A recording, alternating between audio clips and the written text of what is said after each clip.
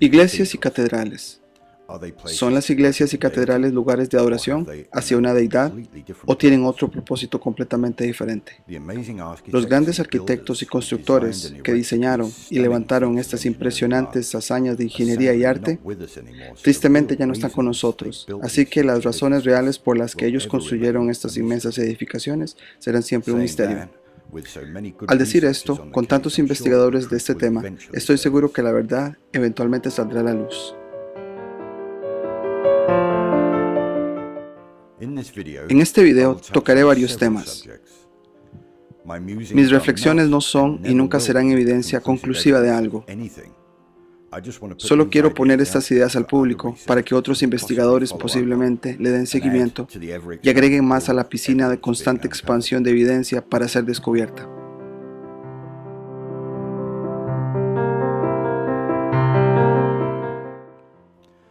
De nuevo, la pregunta es, ¿por qué?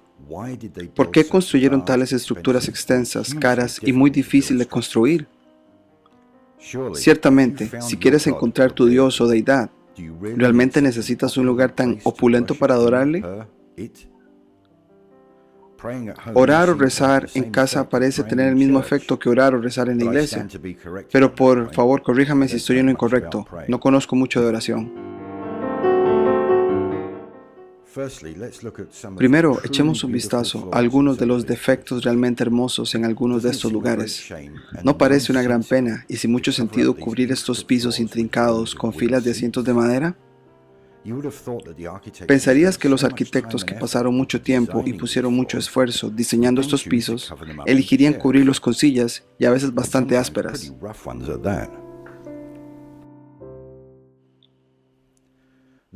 Las bancas no parecen coincidir con el nivel de complejidad y arduo trabajo que exhibe el resto de la estructura.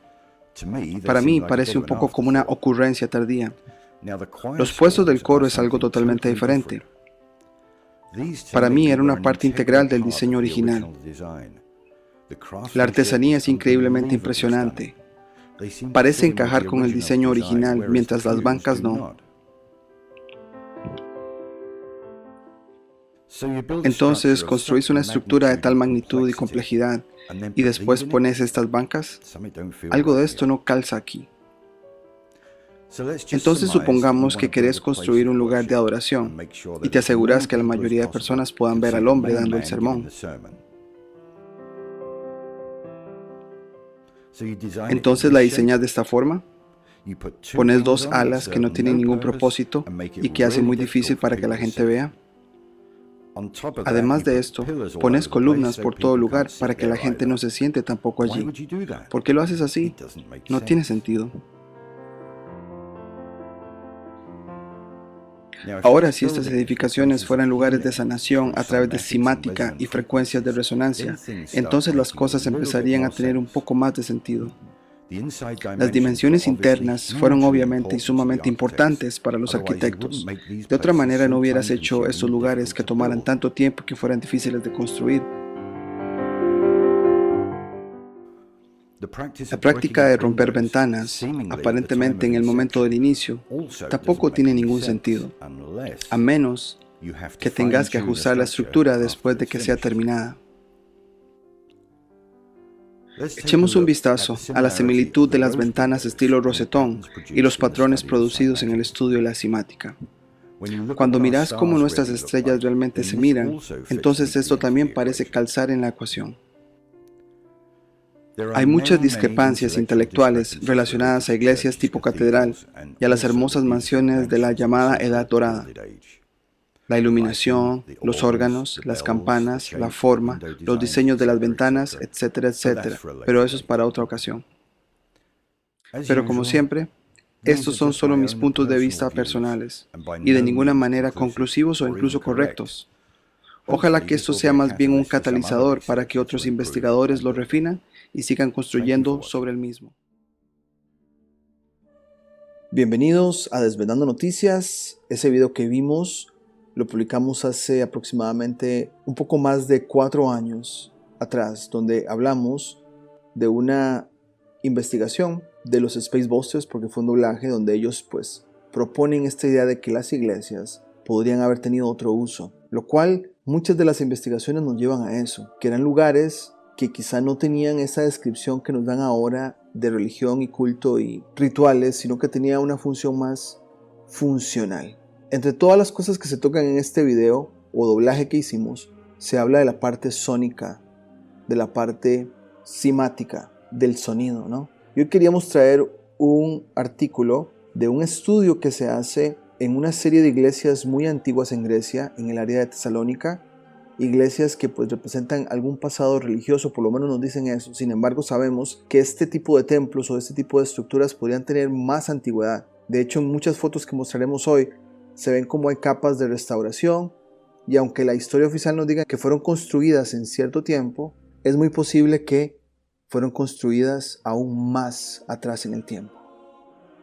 El artículo que les traemos hoy viene de un sitio que se llama Faith and Form, donde te hablan de religión, arte y arquitectura juntos. Está en inglés, pero nosotros hicimos nuestra propia traducción y ese es el título que tenemos por acá, ¿no? Dice nuestra traducción por acá: revelando los misterios acústicos de las iglesias bizantinas. Al igual que los arquitectos modernos involucrados en el diseño sonoro, los constructores de iglesias medievales también crearon espacios en los que los cánticos y las palabras habladas elevaban a los suplicantes al reino de lo sagrado, creando espacios en los que el sonido era a la vez inteligible e inmersivo. Hacemos una pausa porque obviamente el artículo te está afirmando que los constructores medievales, ahora eso queda en pregunta, porque aunque la historia oficial nos diga que fueron construidas en la era medieval, cabe la gran posibilidad de que fueron construidas aún más atrás y que han sido restauradas a partir de ahí.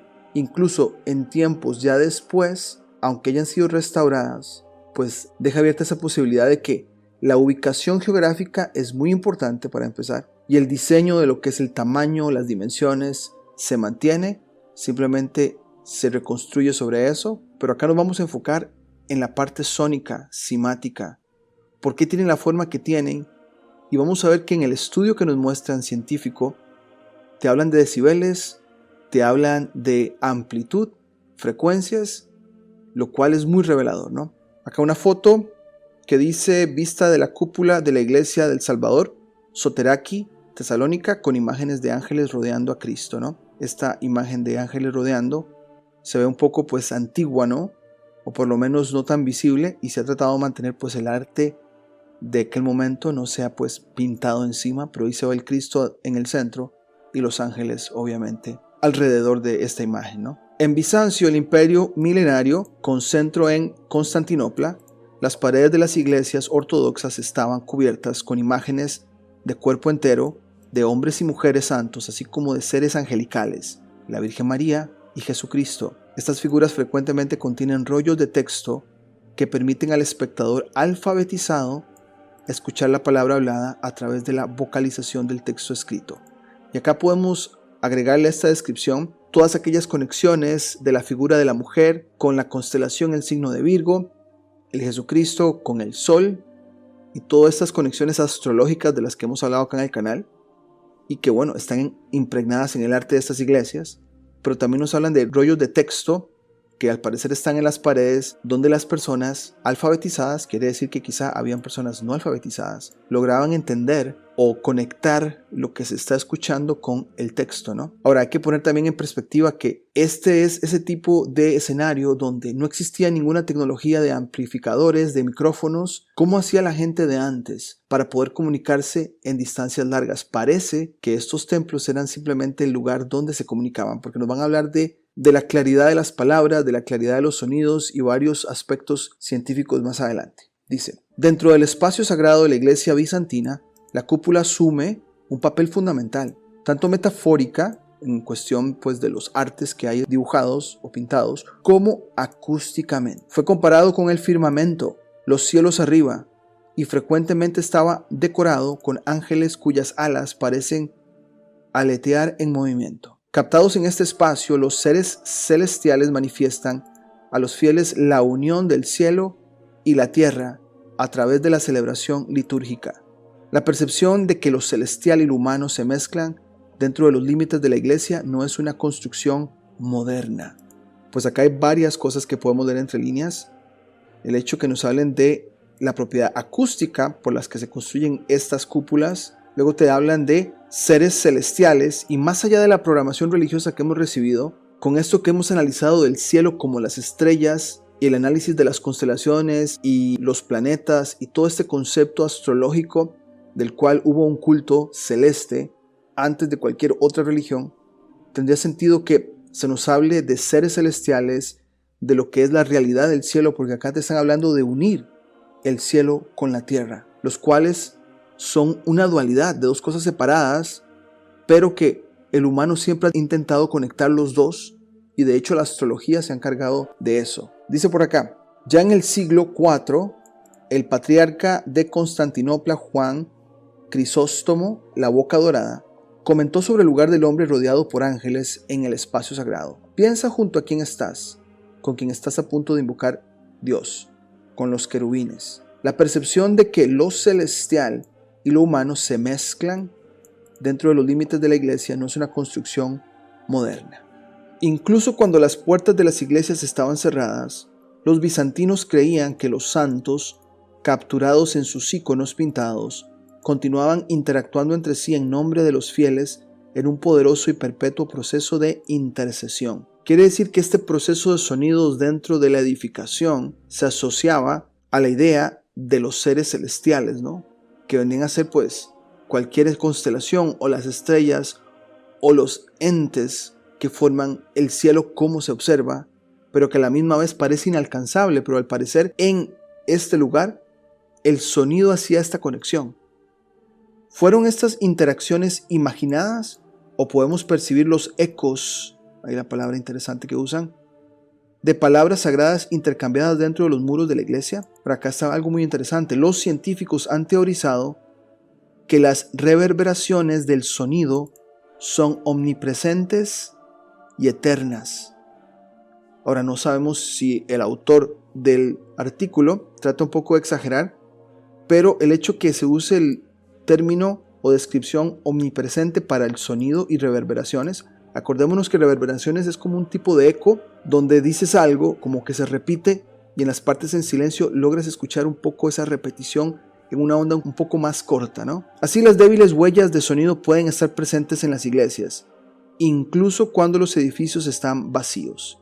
O sea, se está aludiendo a que haces un tipo de sonido dentro de la estructura cerrada de la edificación de la iglesia, salís de ella, pero el sonido sigue rebotando, que podría darse el caso de que se siga escuchando por estar cerrado, ¿no? Lo cual pues abre un montón de posibilidades de gente que escucha cosas que quizás son repeticiones de sonidos que se han hecho, ¿no? Pero bueno, ¿se puede documentar científicamente estas huellas de sonido? ¿O son producto de nuestras propias expectativas sobre el espacio sagrado? ¿Se pueden comparar los efectos transformadores del sonido? Interesante que se habla de transformadores del sonido, que el sonido nos transforma. En las iglesias ortodoxas con los de las salas de conciertos modernas, aquí se hace una comparación de lo que se construyó antes con lo que se construye ahora modernamente. ¿En qué se diferencian los efectos de sonido de las iglesias medievales de los de las iglesias ortodoxas modernas? ¿Qué frecuentemente utilizan micrófonos e incluso órganos? Hace 2 años, como parte de un grupo internacional de académicos, comenzamos a mapear sonidos en las iglesias ortodoxas de Tesalónica medieval, la segunda ciudad más importante del Imperio Bizantino, una ciudad con una rica tradición de arquitectura eclesiástica y composición de himnos. Hemos hablado que esta palabra eclesiástica viene de eclíptica, se ha asociado a tablas de información astronómica que usaban supuestamente las personas líderes religiosos, y acá cada vez que la vemos siempre la vamos a asociar a astronomía, arquitectura eclesiástica. ¿Por qué darle el término eclesiástico a una arquitectura? ¿Será que dentro de ella lo que son los dibujos, las escrituras, son configuraciones planetarias de donde está esa iglesia?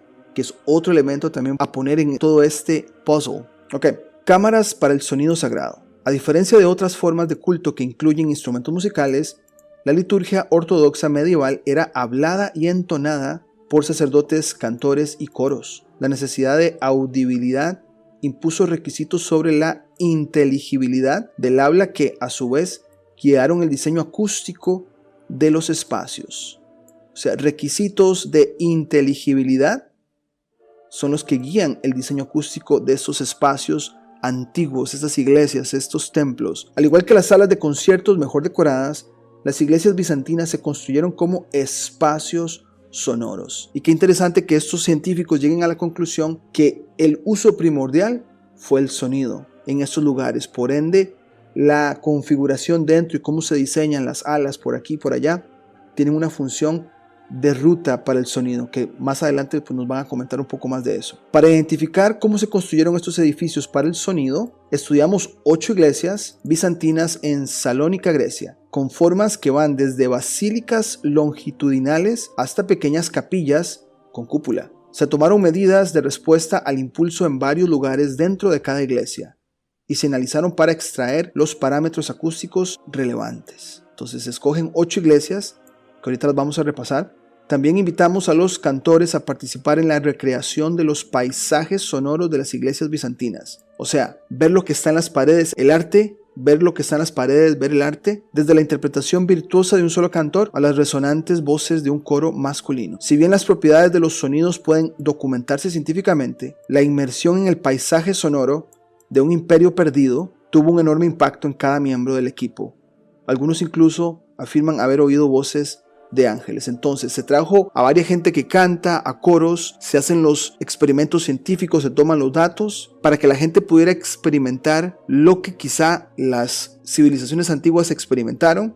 Y hay gente que afirma, aquí te dicen afirma, no sabemos cómo puede interpretarse eso, haber oído voces de ángeles. Quizá escuchar cosas que normalmente no escuchas. Por ejemplo, parece que el ruido extremo, la contaminación sónica en esta era moderna en la que estamos, o sea, cuánta música moderna, ya sea pop y otro montón de más, están hechas para ser muy altas, ¿no? Vas a un concierto y terminas con el oído como haciendo el sonido, ¿no? Pero no realmente desarrollándolo para detectar detalles, ¿no? Parece que estas iglesias tenían un propósito para que un sonido y esos detalles pequeños se pudieran percibir. Y creo que la gente lo que está diciendo es algo así en esta línea, ¿no? Cuando dicen que han escuchado ángeles. Seguimos. Cuando un sonido deja de emitirse, el espacio alrededor de la fuente toma el control. Esto se observa más fácilmente cuando aplaudimos y escuchamos, pero también se puede observar en los breves silencios entre las palabras habladas o cantadas. El sonido rebota en las superficies hasta que finalmente decae por debajo de nuestro límite de audibilidad. El tiempo que tarda un sonido, una voz detenida, en decaer hasta un nivel inaudible es una característica importante de los espacios grandes y se denomina tiempo de reverberación. Las mediciones tomadas en 8 iglesias bizantinas de Salónica demuestran que el tiempo de reverberación es generalmente mayor en espacios con volúmenes mayores. Y acá nos dan una tabla de estos datos, ¿no? Y acá vamos a hacer un repaso de estas 8 iglesias: Santa Sofía, Acheiropoietos, Elías el profeta o Elijah, vamos a ver ahí que en inglés también está, Salvador, Santos Apóstoles, Panagia Ton Chalkion, Santa Catalina y San Nicolás Huérfano. Por acá tenemos la Santa Sofía. Esta es más o menos la estructura de esta iglesia. Luego tenemos Panagia, Acheiropoietos, ese tipo de estructura también que se ve como un ladrillo rojo antiguo que se ha tratado de conservar. Vemos algunas capas, pero acá es donde hacen pues también el estudio del sonido, ¿no? Luego tenemos la iglesia del profeta Elías, que también se ve así, se ve antigua, se ve con un ladrillo muy antiguo que se ha tratado de conservar con columnas. Ven que los diseños son muy diferentes unas de las otras y creo que la intención del estudio era, bueno, cómo varía y qué diferentes son y qué coincidencias pueden tener o semejanzas, ¿no? O similitudes. Luego tenemos la iglesia del Salvador, es más pequeña que las demás, pero igual también se hizo ahí el experimento sónico. Luego tenemos esta, que vendría a ser Santos Apóstoles, se ve como que está en una colina con estas 2 torres enormes, ¿no? Pero sí vemos varias cúpulas o como partes de cúpula y una cúpula muy grande, ¿no? Luego tenemos la iglesia de Panagia Chalkeon, también este tipo de estructuras muy similares en el uso de ladrillo obviamente, pero en las partes sí se ve que son un poco diferentes cada una de la otra. Luego tenemos la iglesia de Santa Catalina. También se ve el ladrillo, o sea, el ladrillo rojo parece ser el común denominador de esas iglesias, ¿no? Parece que se trata de conservar lo más que se pueda el ladrillo antiguo y no se ven como muchas reparaciones de afuera, ¿no? Luego tenemos la iglesia de San Nicolás huérfano, que es más pequeña y tal vez sean las dimensiones parecidas a la iglesia del Salvador como mostramos, ¿no? Volvemos al texto. Acá ahorita nos van a hablar en el texto de estos datos. Estamos hablando de la reverberación de tiempo con el volumen por iglesia, o sea, el volumen en metros cúbicos, ¿no? Y vean que algunas iglesias son más grandes. La del Salvador es muy pequeña y la de Nicolás Huérfano también es muy pequeña por el número de metros cúbicos. Y acá nos van a dar estos datos de reverberación y nos van a explicar cómo se pueden interpretar. Dice, pero más allá de la definición acústica del tiempo de reverberación, también existe la percepción psicoacústica. Percepción psicoacústica. Quiere decir que las personas individualmente pueden percibir la acústica de una manera muy individual. La sensación de amplitud y envoltura por el sonido reverberante es muy poderosa porque llega a nuestros oídos desde muchas direcciones diferentes, que es lo que un parlante o un altavoz no logra. O sea, te está dando el sonido directo de un solo punto hacia tus oídos, pero al parecer la gente de antes recibía sonidos por un montón de partes o direcciones y todas se absorbían en el cuerpo y el oído llegaba a escuchar como una tonalidad de ondas, ¿no? De hecho, cuando más complejo sea el patrón o es el patrón de reflexión, más diferente es el sonido que llega a cada uno de nuestros oídos. Entonces, eso nos pone a reflexionar que quizá la gente desarrolló una capacidad, una destreza de escuchar sonidos muchísimo más avanzada que la que estamos ahora expuestos, porque ahora nada más dependemos de 2 audífonos, que es lo más normal en esta era actual, ¿no? En un pasado eran pues 2 altavoces o 2 parlantes, pero quizá la gente de antes era todo el cuerpo más lo que los oídos detectaban directa o indirectamente, y toda la combinación, ese era el sonido para ellos, ¿no? La creciente sensación de amplitud y envoltura combinada con los sonidos reverberantes que aparecen en los silencios entre las palabras podrían haber sido responsables de la percepción de la mezcla con lo celestial descrita por Juan Crisóstomo y otros teólogos bizantinos. Estos elementos se pierden por completo al escuchar una grabación moderna de música sacra, producida por 2 altavoces que son incapaces de reproducir adecuadamente las señales de reverberación espacial necesarias para la envoltura. Acá una foto de lo que es la vista de la nave central de la Basílica de Hierapoietos en Tesalónica, como para ilustrar lo que se está haciendo. Una recreación de la experiencia requiere un sistema de reproducción con múltiples altavoces que rodeen a los oyentes, replicando la llegada del sonido o de los sonidos dictada por la forma del edificio medieval con sus cúpulas, bóvedas y otros dispositivos acústicos. Quiere decir que para replicar lo que las capacidades de estas edificaciones hacen con altavoces parece imposible, porque necesitarías varios múltiples y aún así no se podría replicar completamente. La sensación de envolvimiento en la iglesia también se distorsiona completamente cuando la liturgia se realiza utilizando micrófonos y altavoces mal colocados, lo cual acá están apuntando que lo que se hace actualmente ni siquiera representa lo que se hacía antes. Con frecuencia se sacrifica la amplitud para lograr una mayor inteligibilidad. El sonido incluso de los ángeles da paso al espectáculo visual. La percepción de la reverberación también se ve influenciada por la densidad de energía del sonido en los rangos de frecuencia, más bajos y más altos. Los acústicos se refieren a la plenitud percibida de los sonidos de baja frecuencia como calidez, y esto se caracteriza por el bass ratio, relación entre los tiempos de reverberación en frecuencias medias y los tiempos de reverberación en frecuencias bajas. O sea, frecuencias medias con frecuencias bajas, el tiempo que toma en la repetición de esta reverberación. De manera similar, la percepción subjetiva de un sonido rico en armónicos de alta frecuencia se llama brillantez y se caracteriza por el timbre ratio, relación entre los tiempos de reverberación en frecuencias más altas y las más bajas. O sea, el bass ratio entre media y baja y el timbre ratio entre más bajas y más altas. Los oyentes suelen describir la calidez como sonido suave, pero demasiada calidez hace que el espacio suene oscuro. El brillo se define como un sonido brillante o claro, pero demasiado brillo hace que el sonido sea áspero o estridente. Parece ser que lograban un balance para que ni sonara muy estridente ni tampoco sonara muy oscuro a través de estas estructuras. Calidad acústica durante siglos. ¿Cómo se comparan las iglesias bizantinas con las salas de conciertos modernas en términos de sonido? Leo Baranek estudió las características acústicas de las salas de conciertos de todo el mundo y las correlacionó con preferencias subjetivas.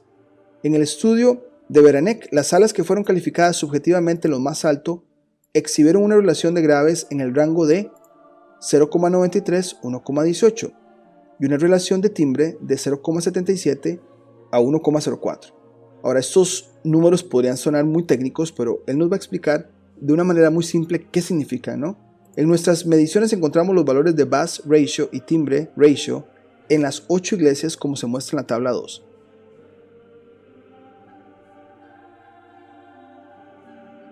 Beranek recomendó además que una relación de graves entre 0,9 y 1,0 es el rango ideal para hablar. Entonces, el rango ideal para hablar está entre 0,9 y 1,0. Y acá él nos muestra en esta tabla, según los estudios en todas las 8 iglesias, que los rangos que él pone como ideales ya las iglesias o los templos los tienen desde su momento de construcción: 0,98, 1,01.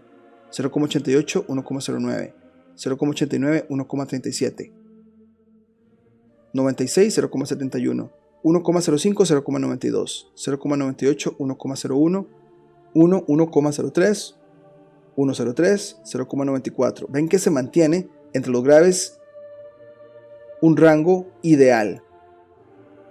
Ahora nos va a comentar ¿qué significa eso? Él dice, es sorprendente que las iglesias de Tesalónica, construidas entre los siglos 5 y 14, ahora, esto queda a pregunta, ¿no? La historia oficial nos dice que fueron construidas en ese periodo de siglos, los cuales son bastantes, ¿no? Del siglo 5 al 14 estamos hablando de 9 siglos. Bueno, aquí el asunto es que los que las hayan construido estas estructuras sabían del rango, y él dice que es sorprendente, ya que muestran una coincidencia tan cercana con los rangos de parámetros acústicos óptimos que no fueron formalizados en la literatura sobre acústica hasta siglo XX. Entonces, las personas que construyeron, los arquitectos originales, sabían de estas condiciones óptimas para el sonido según los experimentos y estudios en cada una de estas iglesias, ¿no? Las iglesias bizantinas no eran solo espacios para el canto, también fueron lugares de homilías, muchas de las cuales se conservan para nosotros hasta el día de hoy. La predicación a una iglesia llena en un lenguaje altamente retórico le valió a ciertos clérigos fama y seguidores. Ciertamente muchos de los grandes oradores de la iglesia de Bizancio debieron haber preferido pronunciar homilías en espacios que facilitaran la palabra hablada, que tenía que ser a la vez audible e inteligible. La inteligibilidad del habla se describe mediante la medición de definición C50, que corresponde a la relación entre la energía sonora que llega en los primeros 50 milisegundos después del sonido directo y la energía sonora restante que llega después de 50 milisegundos. C50 se calcula en el rango de 500 a 4000 Hz y se considera bueno cuando está por encima de 0 decibeles. Las salas de conciertos suelen tener valores C50 en el rango de -1 decibelios a -4 decibelios, o sea, por debajo del 0, porque están diseñadas para música y no para el habla. Las 8 iglesias que medimos mostraron valores muy altos de C50, lo que señala que estaban hechas para escuchar personas hablar o comunicar un mensaje. La tabla 3 resume los resultados y también revela algunos hallazgos inesperados. Y ahorita él nos va a explicar de qué se trata esto, ¿no? Pero el C50, vean qué alto. O sea, esto es porque están hechas para hablar, ¿no? Él hablaba para arriba de 0 decibelios. Pero eso es como la claridad con que se pueden escuchar palabras dentro de la edificación, ¿no? Esta es San Nicolás Huérfano con la más alta.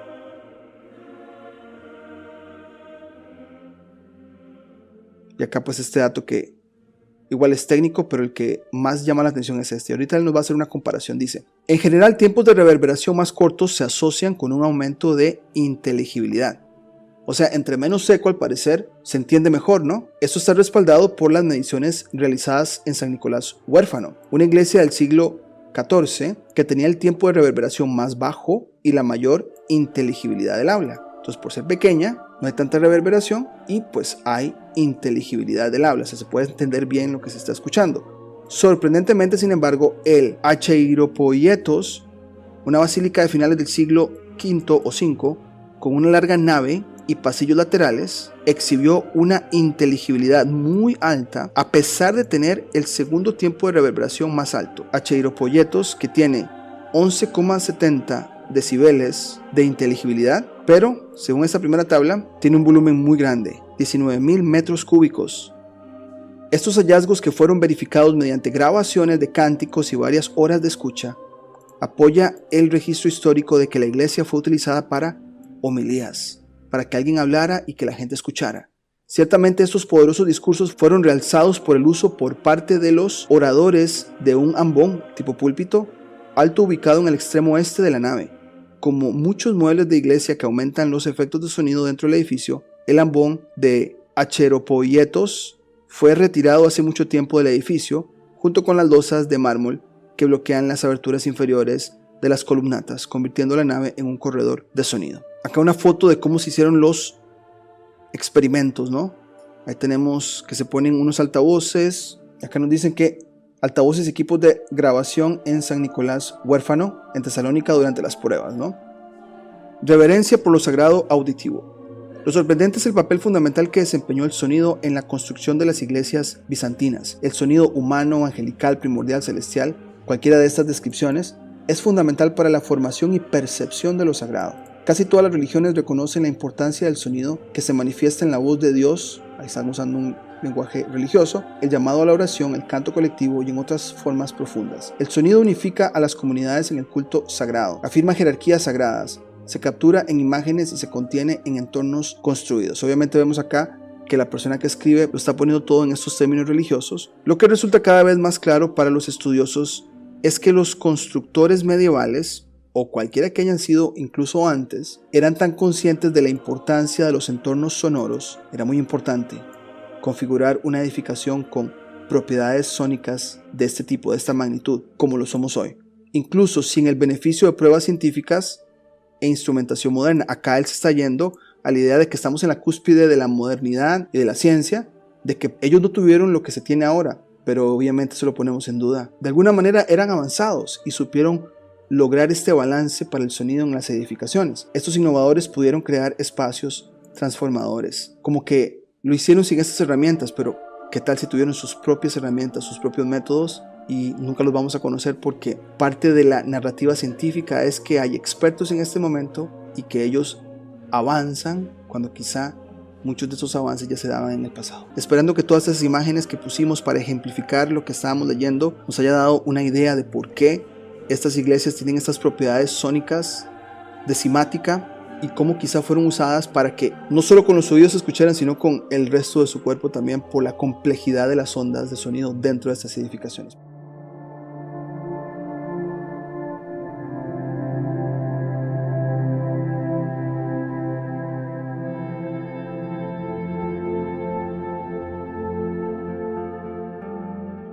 Hoy traemos un tema que ya teníamos bastante tiempo de investigar y de indagar, y pues va muy conectado a las cosas que hemos hablado en el canal, ya sea de las catedrales, de los órganos, de lo que estas estructuras, estas edificaciones, ¿no?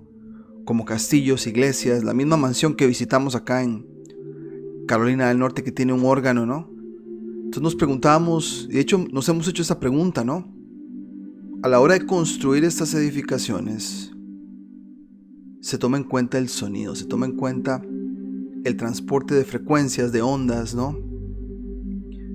Y todo eso nos lleva a un tema que otros youtubers y investigadores han mencionado, que es la cimática. Entonces queríamos hacer, pues, un recuento, o sea, ¿dónde podemos irnos hacia atrás, al menos con la historia oficial, de cómo se ha hecho esto, ¿no? Y nos encontramos dos artículos, uno que habla pues de manera general, ¿no? Pues lo que es la línea del tiempo, ¿no? Quién empieza según la ciencia oficial, ¿verdad? Y también cómo se ha ido, digamos que avanzando y cuáles son los nombres, ¿no? De esas personas que le han puesto la firma, pero nos preguntamos siempre, muy posiblemente y casi que estamos seguros que otras civilizaciones que nunca se les dio el crédito a ellas, ya sabían de esto, ya sabían de las vibraciones, de los sonidos, de la cimática, ¿no? Pero, como hemos hablado también en otros programas, ¿no? Cuando vemos personas como Copérnico, Galileo, Kepler, toda esta gente, si ustedes van y buscan las fotos a Google, o por lo menos los retratos, porque fotos no habían, ¿cómo se retratan a estas personas de piel blanca, ¿no? Entonces es como un club, ¿no? Que logra tener todo el crédito, ¿no? De algo que quizá ya se hacía antes, ¿no? Pero el que ponga la firma y patentiza, ya ahí estamos hablando de otras cosas, que es más o menos lo que ha pasado ahora. Entonces, lo que vamos a hacer o esta lectura que vamos a hacer va a mostrar un poco de eso, pero trataremos de comentar, ¿no? Patrones de vibración. Vamos a ver los diferentes diseños de los que se habla. Entonces, por acá tenemos esto, nos encontramos este siguiente artículo que se llama, de hecho, el website, ahí lo pusimos en la descripción del video para aquellos que lo quieran checar, se llama delamora.life /cymatics. Y de lo que investigamos es un artículo que yo creo que muy completo, en el sentido que nos da esa línea del tiempo, ¿no? ¿Y qué es esto, no? ¿Qué es esto de cimática? Entonces lo traemos para acá, vamos a leerlo, vamos a ir comentando, y también vamos a traer otro artículo que es más un estudio de esta palabra que probablemente para el algoritmo no es así como muy favorita, pero de cómo la ciencia ha usado la cimática para curar, ¿no? Tenemos este diseño y acá empezaremos con la lectura para todos ustedes, ¿ok? Dice cimática. La cimática demuestra vívidamente cómo el sonido influye en la materia y la estructura molecular, ¿no? Como el agua es un fuente conductor del sonido, imagine usted cómo el sonido afecta su funcionamiento interno y cómo puede ayudar a reorganizar la disonancia igual a enfermedad. Qué interesante, ¿no? Y esto sería como cambiar un poco de paradigmas y ver que si estamos pasando por algo, seguramente es una disonancia en el cuerpo, ¿no? El organismo mismo lo dice. En patrones de un estado natural de coherencia, cómo se muestran estas imágenes de patrones cimáticos. Y nos van a mostrar un montón de patrones, ¿no? Como este por acá, que si ustedes se ponen a pensar, yo he visto muchos videos donde de repente alguien tiene unos, yo le llamo parlantes, ¿no? Que serán amplificadores grandes, ¿no? Con un sonido muy fuerte, y ponen pues una mesa con arena, de casualidad, ¿no? Parlante, hereje, gracias, transductor, parlante. Y se empiezan a ver patrones, ¿no? Es el tipo de patrones, y vamos a ver un video de hecho muy antiguo que este artículo recomienda para pues ejemplificar esto, ¿no? Entonces tenemos ahí ese patrón muy interesante, como que se esparce tanto arriba como abajo, así como en forma de cruz, empezando con una gran intensidad en el centro y haciendo los patrones por allá, ¿no? Después tenemos este que llama mucho la atención, circular, ¿no? Como con el centro, ¿no? Y expandiéndose, ¿no? Hacia los lados. Después tenemos este de acá que es más como espiral, ¿no? En círculo, así, que llama muchísima la atención. Luego por acá nos muestran este otro. Y de verdad que están muy interesantes. Este con colores llama mucho la atención. ¿Ok? Y luego tenemos este de acá, que como que mantiene una estructura circular no tan marcada, pero una gran intensidad en el centro, ¿no? Pero para que ustedes tengan ahí en cuenta, pues, estos patrones, ¿no? De cimática, de ondas. Después, por acá, este otro. Y este otro por acá. Ven qué interesante. Ahora, ven acá este que mantiene como lo circular, pero de repente se deforma un poco más como en cuadrado casi. Tipo cruz, ¿no? 4 lados. Ok. Luego está este acá. Bastante impresionante es esto, ¿no? Lo estamos viendo en foto, pero ahorita les voy a mostrar un video donde se muestran de un experimento de los 70s, ¿no? Ok. Luego está este por acá, como diferentes capas, ¿no? Diferentes capas que se van expandiendo, y ya las de afuera se ven un poco menos densas que las de adentro, ¿no? Pero con la concentración en el centro. Bueno, de hecho aquí tenemos una última. Igual, como que vemos concentración en el centro y obviamente lo demás queda como por fuera, ¿no? Fractales quizá de lo que se está viendo quizá más adentro, como más concentrado, más intenso, ¿no? Ok. Ahora, la cimática es el estudio del sonido y la vibración visibles, ¿ok? Un subconjunto de fenómenos modales. El término, y aquí es donde vamos a irnos ya para atrás, ¿no? Nos vamos a ir para atrás a ver qué nos dice la ciencia oficial. Por lo menos el artículo lo recuenta así. Hay cosas que podemos ir comentando que no necesariamente debemos como creerlo, por lo menos los nombres, ¿no? Sí del fenómeno como tal. Dice, el término genérico para este campo de la ciencia fue rebautizado, y nos llama la atención, rebautizado, como cimática por Hans Jenny. Entonces es la persona que le da el nombre de cimática a esto de las ondas y del sonido, ¿no? Médico suizo y pionero en este campo. La palabra cimática deriva del griego kuma, que significa ola u ola, para describir los efectos periódicos, qué interesante, periódicos, cíclicos, ¿no?, que el sonido y la vibración tienen sobre la materia. Entonces, sonido y vibración, ¿ok? Después, descubierto hace más de 3 siglos. Aquí fue donde yo dije, ok, vamos a ver qué nos dice la ciencia oficial, para entonces ligar todo esto, ¿a quién? A Galileo Galilei, a la revolución copernicana, ¿no? La cimática muestra muy bien los efectos de la vibración sobre la materia. El estudio de los patrones producidos por cuerpos vibrantes tiene una historia venerable. Uno de los primeros en registrar que un cuerpo oscilante mostraba patrones regulares fue Galileo Galilei, quien en 1632 escribió. Entonces dice, uno de los primeros en registrar, ¿para quiénes? Pues para lo que tenemos hoy en día, ¿no? Este paradigma de astrología, ciencia oficial, como queramos llamarle, ¿no? Pues sí, de su crew, ¿verdad? De su crew, como se dice en inglés, pues ahí está Galileo Galilei que lo registra. Pero cuando vayamos a leer esto, yo no creo que haya sido el primero. Otras civilizaciones probablemente supieron de esto, ¿no? Pero vamos a ver qué nos dice Galileo Galilei en 1632, ¿ok? Dice, mientras raspaba una placa de latón con un cincel de hierro afilado para quitarle algunas manchas, y pasaba el cincel bastante rápido sobre ella, 1 o 2 veces durante muchos golpes, escuché que la placa emitía un silbido bastante fuerte y claro. Un sonido de silbido, ¿no? Entonces él escucha un silbido. Al mirar la placa con más atención, noté una larga hilera de finas rayas paralelas y equidistantes entre sí. Raspando con el cincel una y otra vez, noté que solo cuando el plato emitía este silbido, quedaban marcas en él. Cuando el raspado no iba acompañado de esta nota silbante o sibilante, no quedaba el menor rastro de tales marcas. Entonces, cuando hacía el sonido de silbido, quedaban marcas.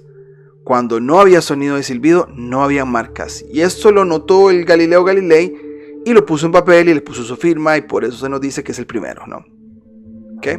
Ahora, patrones visibles con un arco de violín. ¿Ok? Entonces ya, gente de su época, ven que estamos de 1632, nos vamos ahora a 1680, ¿no? Quizá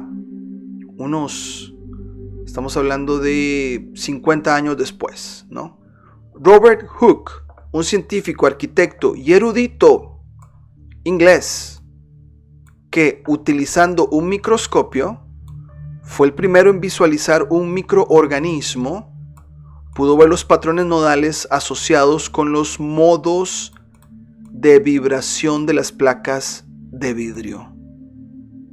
Entonces él fue el primero, por haber usado el supuesto microscopio, pues vio que había pues patrones de vibración en las placas de vidrio, ¿no?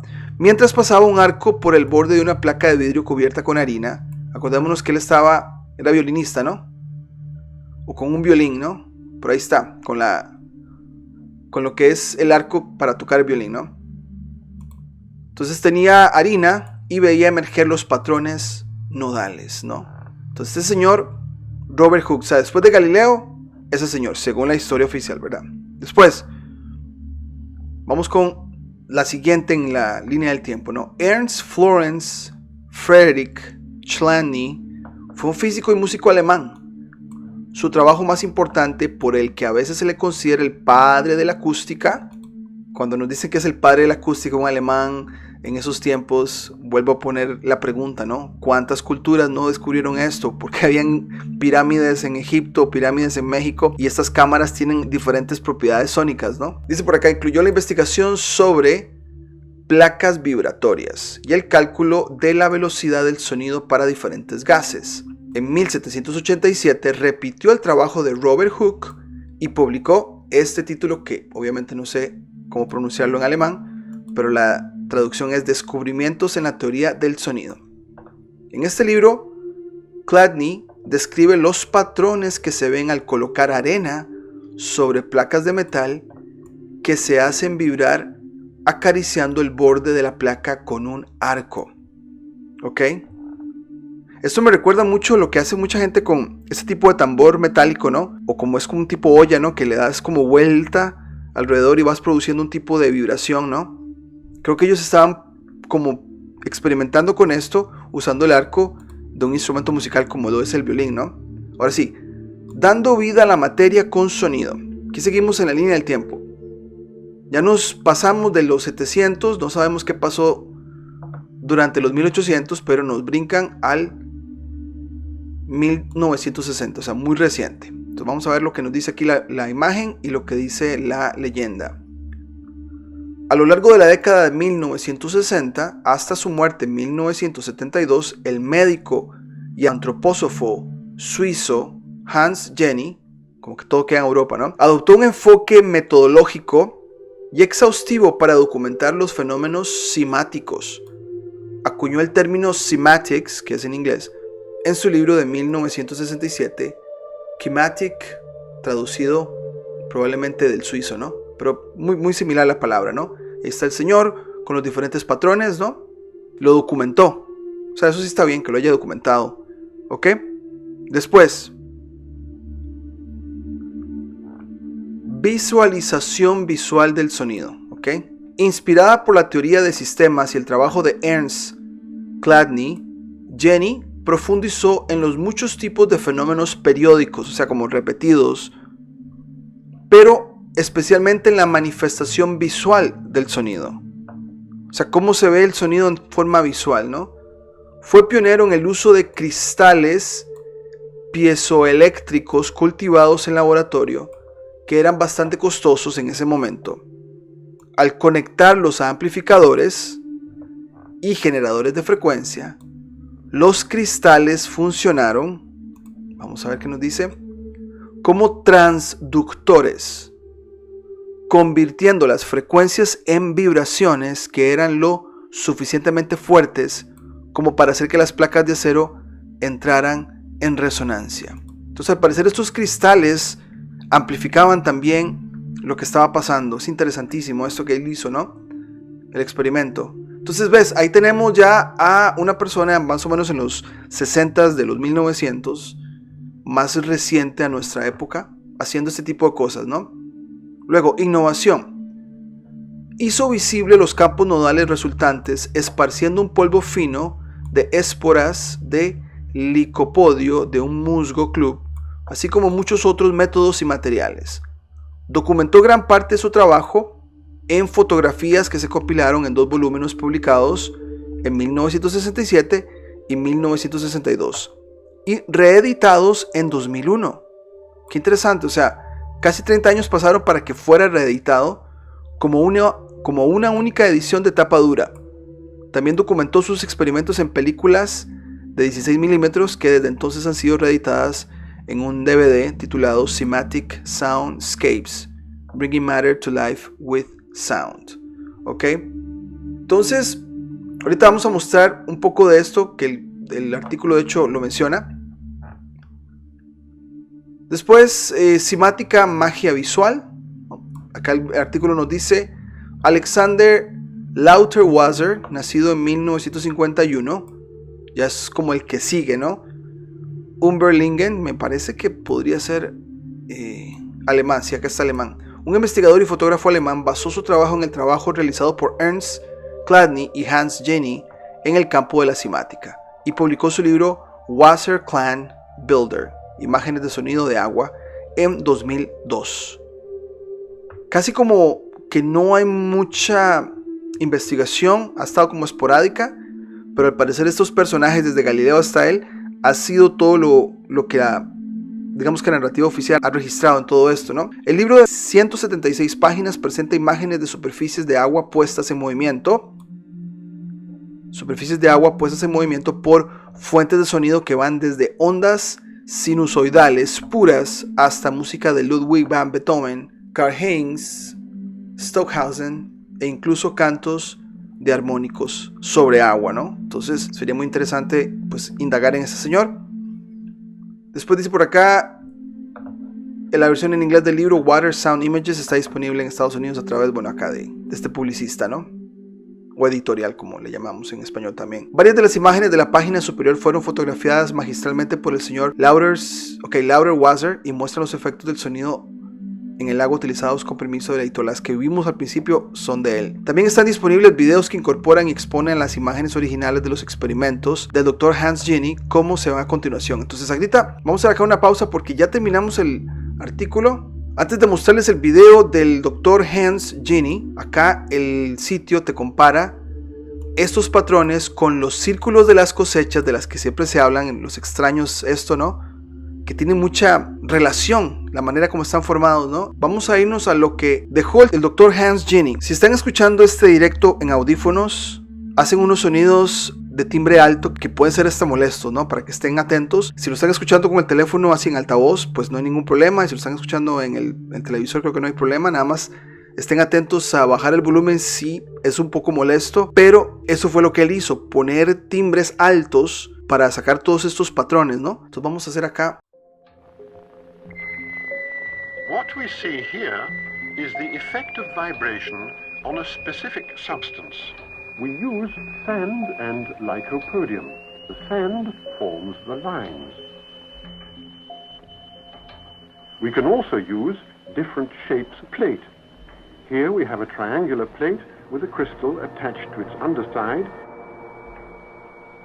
We change to a higher note and see a rather more complicated figure. But now we can also observe moving waves. Here the sand is flowing in a current.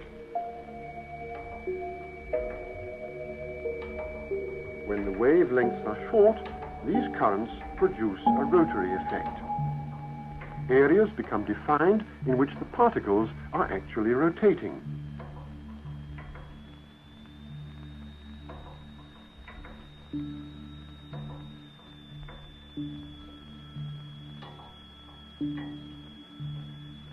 In vibrating glycerin, we see continuous waves which form the queerest figures.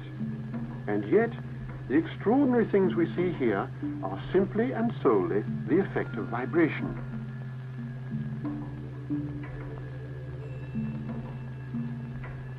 A fluid, colored black, is dripped into a transparent fluid.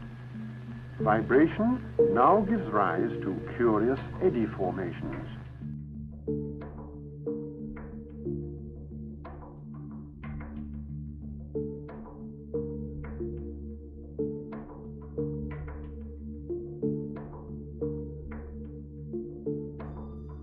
A plastic substance is shaped into a ball by the wave trains of the vibrating membrane.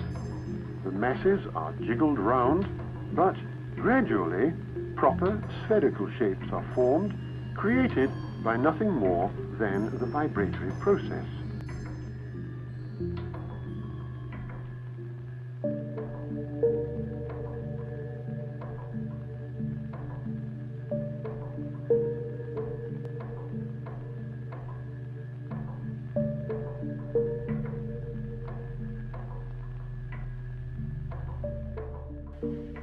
Now, by changing the amplitude, that is, changing the volume of the tone, we can bring about a very interesting phenomenon.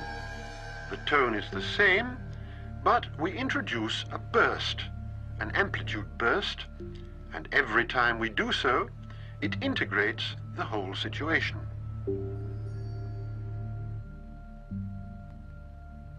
All materials and substances and the various states of aggregation behave in characteristic ways under the effect of vibration, or we can say that their behavior is specific.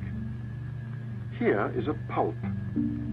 Here again, round shapes are formed, and circulation is set in motion there is a definite ripple effect caused by the wave trains in the vibrating membrane, a rich field of effects due to vibration. And, to end with, here, by way of contrast, is a sonorous figure, a static figure instead of a dynamic one, representing the opposite pole in the vast range of phenomena that make up the world of vibration.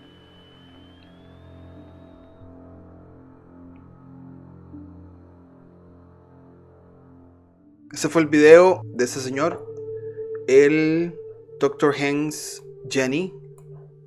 Súper interesante, o sea, todos estos patrones, todo este tipo de cosas que él documentó, o sea, todo lo que le ponía. No sé si les molestó un poco el oído. Yo acá desde la transmisión no lo sentí mucho, pero la primera vez que lo escuché yo tuve que regular un poco el volumen, porque algún timbre alto de verdad que sí era un poco molesto, pero es cuestión de pues regular el volumen, ¿no? Pero en todo esto que estamos hablando, nos encontramos este artículo que nos pareció también muy conectado a este tema. Posibles mecanismos para los efectos de la vibración del sonido en la salud humana. Ven que acá está del gobierno, es oficial estadounidense, pero igual es para leer entre líneas, ¿no? Es gente que ha hecho experimentos, ¿no? Como pueden ver aquí la fecha, 2021, o sea, no es tanto, tal vez unos 2 años, lo reciente que está. Y no lo vamos a leer todo, pero vamos a leer una parte que nos llamó mucho la atención. Dice: este artículo presenta una revisión narrativa de la literatura de investigación para mapear el paisaje de los mecanismos del efecto de la vibración del sonido con los humanos, incluidos los fisiológicos, neurológicos y bioquímicos. Comience usted reduciendo la música al sonido y al sonido de la vibración. La atención se centra en el sonido de baja frecuencia hasta 250 Hz o hercios, incluido el infrasonido de 1 a 16 Hz, como muy bajo. Se describen tipos de aplicaciones que incluyen vibración de cuerpo entero, vibroacústica y aplicaciones focales de vibración. Después por acá, la literatura sobre los mecanismos de respuesta a la vibración se clasifica en hemodinámicos, neurológicos y musculoesqueléticos.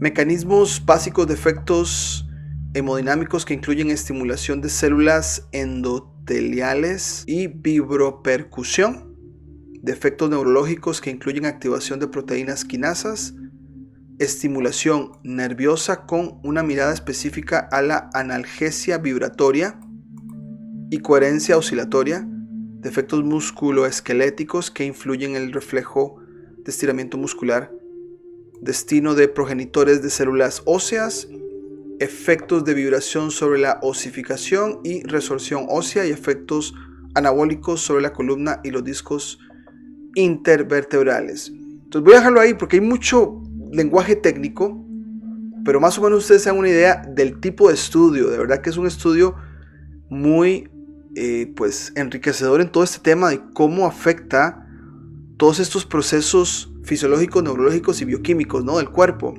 Pero entre todo lo que leímos, aquí marcamos algunas cosas. Vamos a bajar por acá. Parte del problema de crear una base científica para los efectos de la música en la atención sanitaria es que la música es un fenómeno muy complejo. La importancia de la actividad cerebral rítmica y el potencial de la estimulación sensorial para impulsarla no ha recibido mucha atención hasta hace poco. Sin embargo, para la música como fenómeno vibratorio, este es un mecanismo importante a estudiar.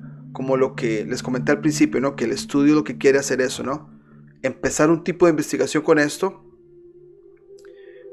Ritmicidad vibratoria. Fundamental para los efectos vibratorios es la ritmicidad de la música. Puede considerarse como eventos por segundo y segundos por evento. Bueno, aquí están hablando de los megahercios y ese tipo de cosas, ¿no? Pero más adelante, de hecho, voy a vibración. Página 56 de este documento. Vibración enfocada para el dolor de espalda crónico. Para esos que estamos ya poniéndonos viejitos, ¿no? Y lidiamos con esto. Bueno, una importante aplicación emergente de la vibración entre pacientes humanos es el tratamiento de dolor crónico de espalda y cuello relacionado con la columna. Estos científicos, 2007, realizaron 2 estudios similares en los que reclutaron pacientes con dolor crónico de cuello y dolor crónico de espalda y probaron la vibración entre esta frecuencia 80 y 120 Hz, aplicada directamente a las vértebras de la columna, la C1.